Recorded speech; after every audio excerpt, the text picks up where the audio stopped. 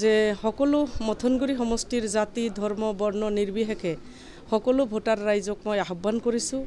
মই তেওঁলোকক নমস্কাৰ জনাইছোঁ, সালাম জনাইছোঁ। সকলোৱে যাতে এইবাৰ BPF দলে বলে আহি পেলাই ভোট দিয়ে। আৰু মই এজন মাতৃ হিচাপে মই সকলোকে আহ্বান জনাইছোঁ যে মোক যাতে ভোটাৰ ৰাইজে মৰম দিয়ে, শ্ৰদ্ধা দিয়ে আৰু সকলোৱে যাতে দলে বলে আহি পেলাই নাঙলৰ ছবিত ভোট দি পেলাই তেওঁলোকে মোক জয়যুক্ত কৰাই তেওঁলোকৰ কাম কৰাৰ কাৰণে মোক এটা সুযোগ দিয়ে। মই তাৰ কাৰণে অনুৰোধ আৰু আহ্বান জনাইছোঁ। BPFৰ একমাত্ৰ মহিলা প্ৰাৰ্থী হ'ব নেকি আপুনি? নহয়, BPFৰ পৰা ইতিমধ্যে পৰ্বতঝৰা সমষ্টিৰ পৰা আমাৰ যোৱাবাৰৰ MCLA এক্সিষ্টিং MCLA মুনমুন ব্ৰহ্ম বাইদেউকো আজি টিকেট ডিক্লেয়াৰ কৰিছে। গতিকে ফাৰ্ষ্ট ফেজত আমি অলৰেডি দুজনী আমি ইয়াতে মহিলা হিচাপে আমি প্ৰাৰ্থিত্ব পাইছোঁ। মথনগুৰি সমষ্টিত আজি দেখিছোঁ মুখ্যমন্ত্ৰীয়েও নিজে প্ৰচাৰ চলাইছে, যথেষ্ট ক্ৰিটিকেল। সকলো দলৰে নিৰ্বাচনী প্ৰচাৰ চলোৱাৰ অধিকাৰ আছে, যিহেতু BJP আৰু UPPLৰ গভৰ্ণমেণ্ট আছিলে আৰু এই সিটটো BJPৰ যোৱাবাৰ জিকিছিলে। সেই হিচাপে মুখ্যমন্ত্ৰীয়ে আজি আহিছে, এখেতে প্ৰচাৰ চলাইছে, আকৌ আহিব, আকৌ প্ৰচাৰ চলাব, তেওঁলোকৰ কাম তেওঁলোকে কৰিব। BPF দল হিচাপে ৰাইজক লৈ পেলাই আমাৰ কামো আমি কৰি যাম। ইয়াত আমি একো ভয় কৰা নাই। শ্ৰদ্ধা যাচিছোঁ মুখ্যমন্ত্ৰী ডাঙৰীয়াকো, কিন্তু যথেষ্ট আহ্বান কৰিম এখেতে যাতে গাঁও অঞ্চলৰ ৰাস্তা ঘাটবিলাকৰ প্ৰতি লক্ষ্য দিয়ে। তেওঁৰ দলৰ EMA কি কৰিছে 5টা বছৰত। आं जोबोद गोजोननाय मोनदों PMB बडिनि सोद्रोमा हिसाबै मैया जे जोङो PMBआव बे गिदिरथार बिबानखौ माने रुजुननानै रायलायलायनायनि गेजेरजों फोसावनो हाबाय। फार्स्ट फेज केन्डिडेटफोरखौ जों फोसावनो हाबाय। बे BPF राजखान्थि दोलो हिसाबै जोबोद गोग्गाथावना बाथ्रा। खारन समाबो गैला आरो खामानि मावनांगौनो माने सापर्टारफ्रा जोंनि वार्कारफ्रा आरो रायजो राजाफ्रा खुब गावनि बिजाथिया गमामायै सोरजामारखौ बेखौ नेनानै दंमोन। ओंखायनो आं बाहाय बुंगोन हाग्रामा महिलारि जिन्दाबाद, BPF जिन्दाबाद, हाग्रामा महिलारि लं लिभ।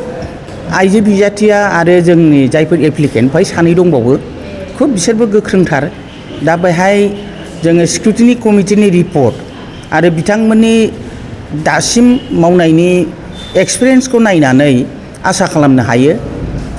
खिन्थु आं दिनै खाथां बेखौ मोनसे दोलोआव थानो आं बुंनाय नङा। जोङो BPF दोलो हिसाबै आरो एजे बर' हिसाबै खुब आसाबादि BPF दोलोआनो सरकाराव फैगोना खाथां। मानो होनोबा बे थांनाय 5 बोसोराव सोलायनायनि नामाव जेरैबायदि प्रमद बर' दैदेननाय सरकारा BJPजों लोगो लानानै जे सरकार सालायदों, एखेबारे दिनै जोंनि मोनखानाय गोहोफोरखौ गैया खालामदों।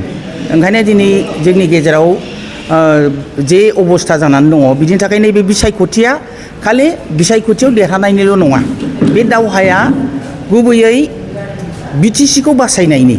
BTCखौ बोरै माने बोरैहाय जोङो how we can make BTC strong again, BTCखौ जों बोरै राफोद खालामनो हायो।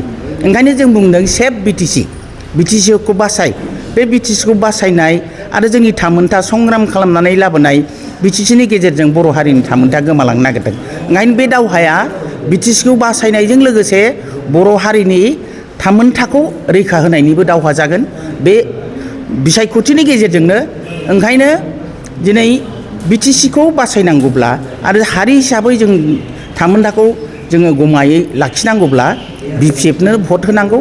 आङो दतमानि रायजो राजाजों लोगोसे BTCआव थानाय गासैबो रायजो राजाखौ खावलायगोन जाहाथे नांगोलि सावगरियाव भट होनानै माने BPFखौ देरहाहोयो बांसिन भटआव, जाहाथे जों देरहानो हायो। बिनि थाखाय आं बयखौबो खावलायगोन दिनैनि दिनाव जों BTC बासि रायजोनि थाखाय मोनसे माखासे गोनांथार साननाया सौग्राव फैदों आरो जों बे साननायजोंनो आवगायलांनांगोन। BTC बासाव हमें धोखा नहीं चाहिए, हमें उन्नयन चाहिए। जोंनो थगायनायखौ नाङा, जोंनो जौगाखांनायखौसो नांगौ, जोंनो खौसेथिखौ नांगौ। बे ओनसोलाव सान्थिखौ जोंनो नांगौ। बयबो हारि माहारिनि गेजेराव जों थांनानै थानांगोन। बिनिखायनो जों बुंदों न'खर न'खर BPF, हर दिलों में हाग्रामा महिलारी, घर घर में BPF, हर गलियों में BPF। BPF जिंदाबाद, जिंदाबाद जिंदाबाद, BPF जिंदाबाद, जिंदाबाद जिंदाबाद, Hagrama Mohilary long live, long live, long Hagrama Mohilary long lip Nangli सावगारियाव भट हो नांगली सावगारियाव भट हो